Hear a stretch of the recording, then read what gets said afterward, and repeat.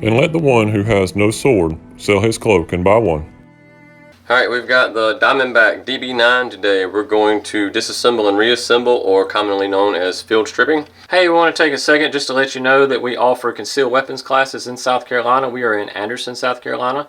So if you're local to us, check us out at defensetraining.org. We also offer other training as well. You can check that out again, defensetraining.org. Also, we make holsters. We have custom holsters that we make, so you can go check those holsters out. They are ambidextrous and both inside and outside the waistband holsters. They are made of Kydex. They have a lifetime guarantee and a 60-day money-back guarantee. So check those out at defensetraining.org/holsters. All right, back to the video. The first thing we need to do is clear it. So we're going to take the magazine out. We're going to check the chamber. All right, so we're clear. Now, you've got these, the bar basically goes across. So you've got this little piece right here. You've got it over here as well. So basically I'm going to take my fingernail on this hand. It doesn't matter which one you do. I usually do my middle finger and my thumb, and we're going to pull down. We're going to pull basically straight down. Now with pulling down, when I start to pull, I'm going to release pressure by actually pulling the slide back like that. So I'm going to pull down.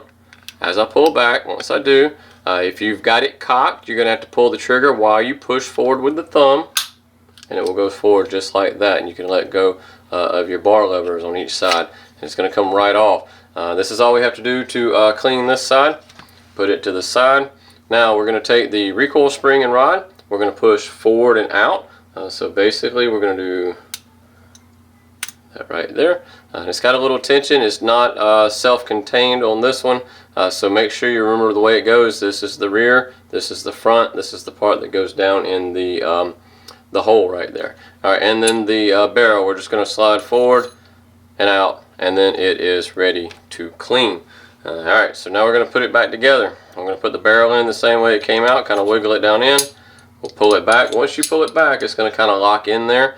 Now we're going to take the